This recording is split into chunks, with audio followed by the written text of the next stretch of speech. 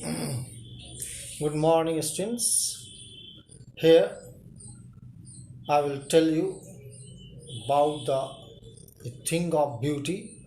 Actually, it is titled in the poem, but the title A Thing of Beauty is Joy Forever. In the first video, I had already told you, but now textually what is written that you must know.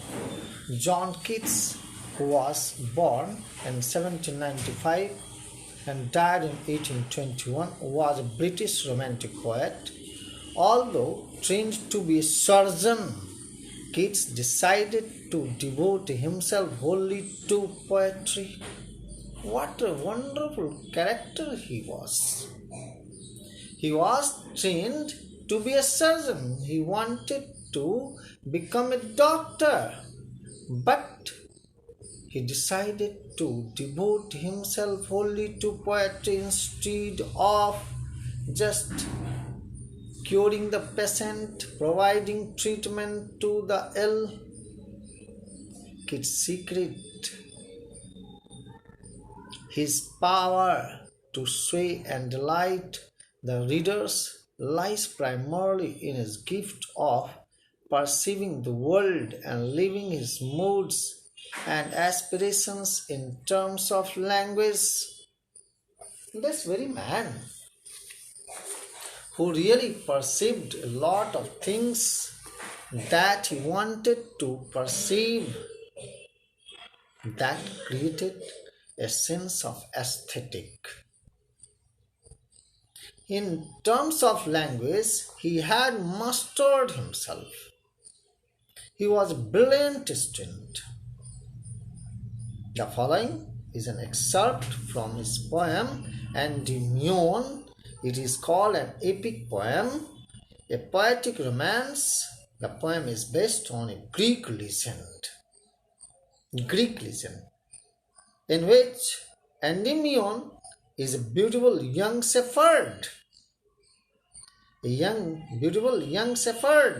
and poet who lived on Mount Latamus had a vision of Cynthia, the moon goddess.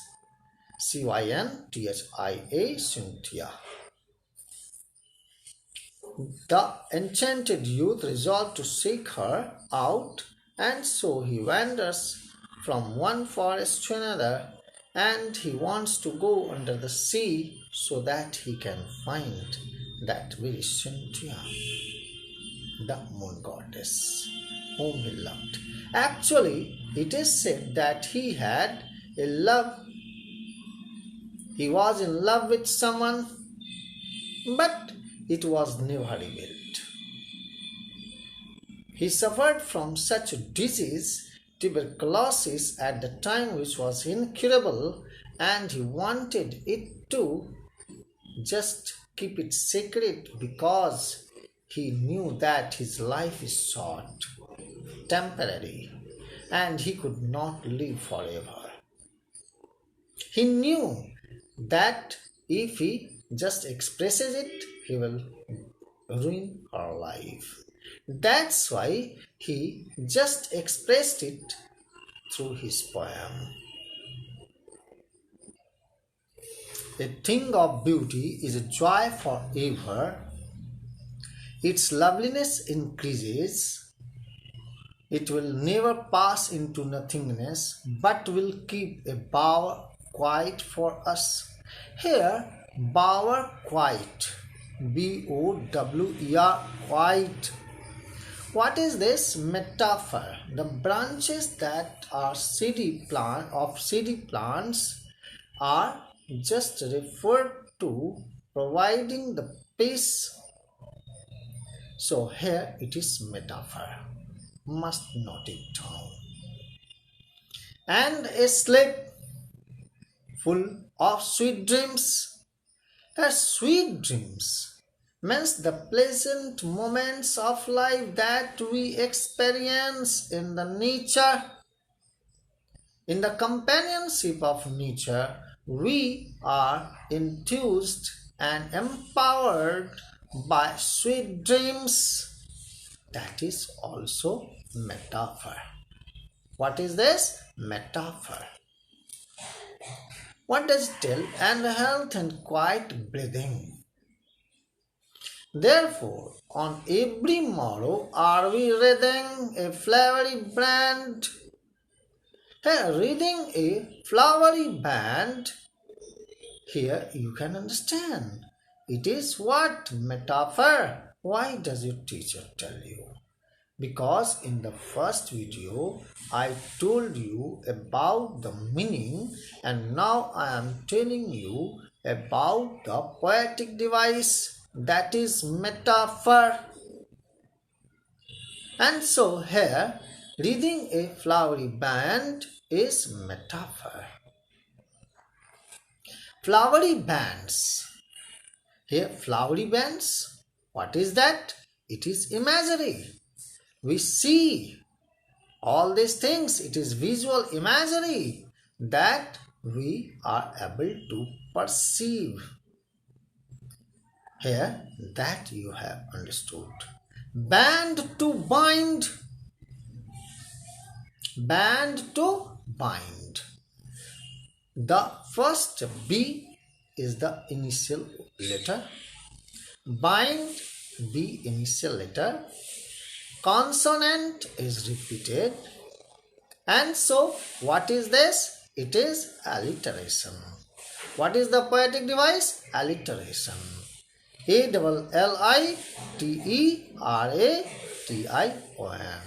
Alliteration. So, you must not confuse that what is there. If you confuse, that will be a problem. So now I will come to the next point. What is that? Spite of a flowery band to bind us to the earth, spite of despondence of the inhuman dearth. Spite of despondence. What does it mean? It says that the human life is full of hopelessness, sadness, and lack of noble ways. Lack of noble ways. These things are a part of our life.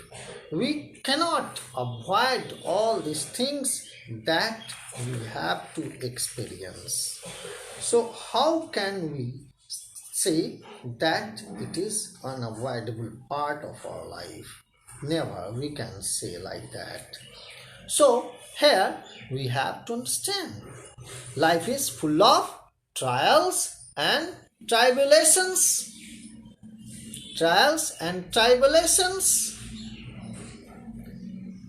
lost faith and disappointments that result from our own doings. Means whatever we do, the actions are reflected into its result. So whether we do some kind of good acts, noble acts, that always results into goodness. But if we do something evil, wrong, bad, that also results in evil things. We cannot avoid it. This is an unavoidable thing. So here we harm ourselves by following unhealthy and wicked paths. What does the poet tell? Of noble natures of the gloomy days. Spite of despondence of the inhuman dearth, of noble natures of the gloomy days. Means nature doesn't want to punish human beings. But the human beings have so much desire, such desires that he harms the nature, and as a result he has to bear its consequences.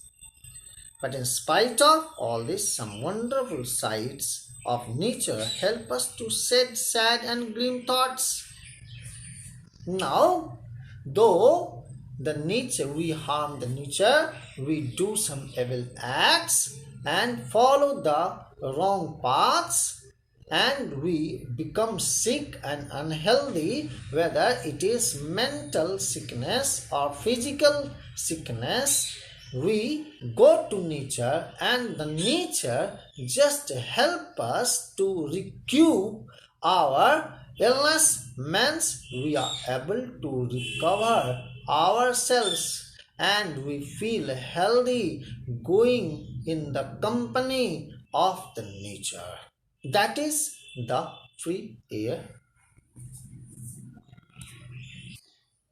Going into that mountainous regions where the fresh air can be seen, and we love this part, open sky, cloudy sky, and then we go to see at night the moon that is experienced, and moreover we also see this very new moon that appears, that provides us very good health. These things never end, they always give us pleasure. So we want to go into the nature.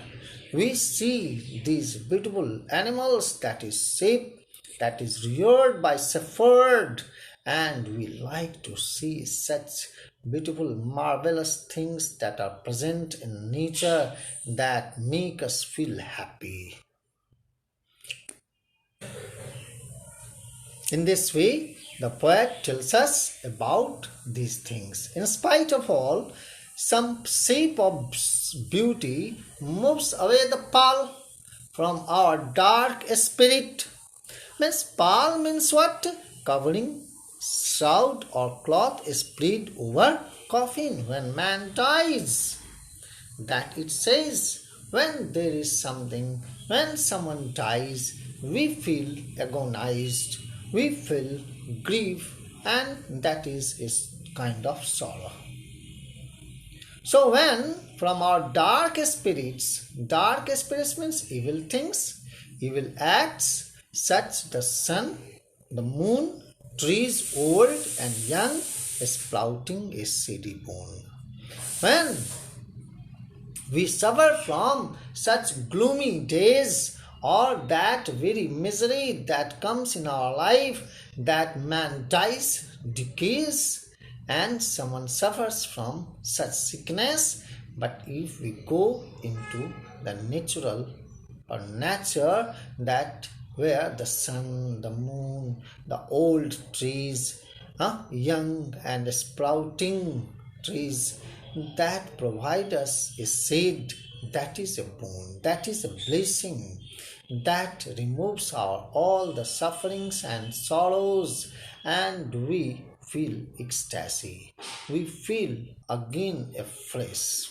So here the poet wants to tell that the sun, the moon, the old trees, and the young and sprouting trees, these things are a boon of nature that provides us pleasure and removes our all the sorrows and sufferings.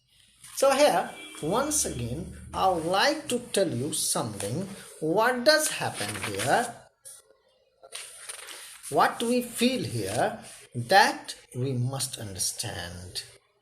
So here we understand that the sun, the moon, and these trees old and young sprouting, that is a sense of imagination, not but it is a visual imagery that we find in nature. So thank you, children. Thank you.